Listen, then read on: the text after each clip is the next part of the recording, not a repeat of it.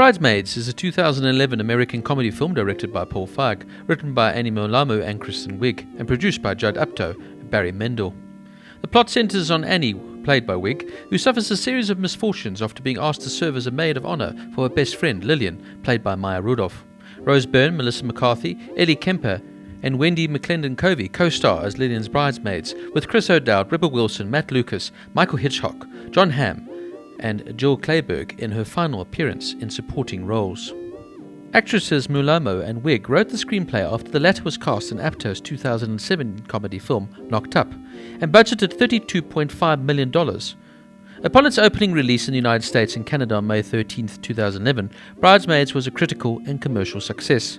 The film made $26 million in its opening weekend and eventually earned $288 million worldwide, and surpassed Knocked Up as becoming the top-grossing Apatow production to date, and served as a touchstone for discussion about women in comedy. Bridesmaids was nominated for a Golden Globe Award for Best Motion Picture, Musical or Comedy. It received multiple other accolades, and in 2012 the film was nominated for both Academy Award for Best Supporting Actress for Melissa McCarthy and Best Original Screenplay for Wiig and Mumolo. This made Bridesmaids the first Apatow-produced film to be nominated for an Academy Award.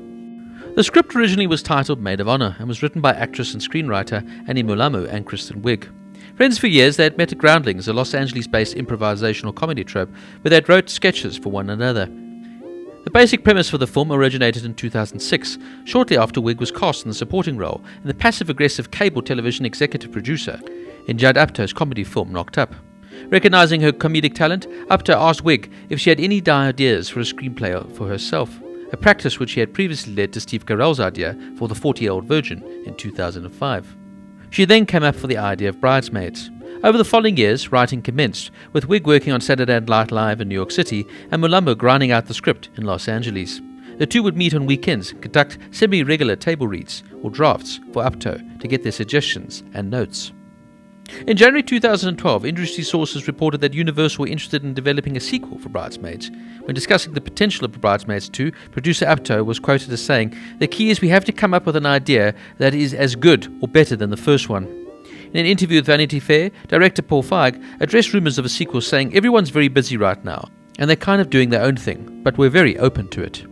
When Kristen Wiig was asked about the potential involvement, she said, "We aren't working on that. Annie and I aren't planning a sequel. We are writing something else." Following Wiig's statement, reports surfaced that Universal were interested in proceeding without her, and instead focusing on Melissa McCarthy's character, Megan.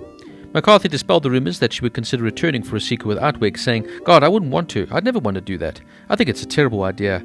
I don't know anything about it, but I know that nobody wants to do it unless it's great. If it is, I will show up wherever these ladies are." Now this is a really fun film, and it never takes itself too seriously, and yet it still makes some poignant points about friendships, about materialism, and about being too stubborn to admit fault and just talk it out with your best friend. Kristen Wiig is excellent as Annie, and still today is probably her strongest lead role, although of course she has been excellent in some smaller, funnier roles. Her and Maya Rudolph's Lillian Donovan are best friends. Lillian is getting married and wants the perfect day, but Annie is on the slide, and her life is falling apart at the seams after a failed business attempt lost her all her money.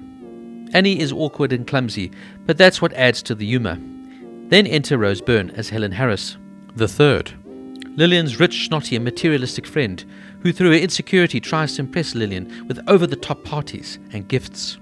Now Rose Byrne is superb in this role and fits it perfectly. In fact, the three leads are excellent, not to mention the rest of the bridesmaids, played by the officers Ellie Kemper and Wendi McLendon-Covey. But the star of the show has to be Megan Price, played beautifully here by Melissa McCarthy. This was one of the first times I'd seen Melissa McCarthy, and this was really the movie that put her on the map as one of the biggest female comedy stars of the 2010s. I also really enjoyed Chris O'Dowd, who always plays himself, but boy, he's just so funny. And the back and forth with him and Annie is just fun to watch play out.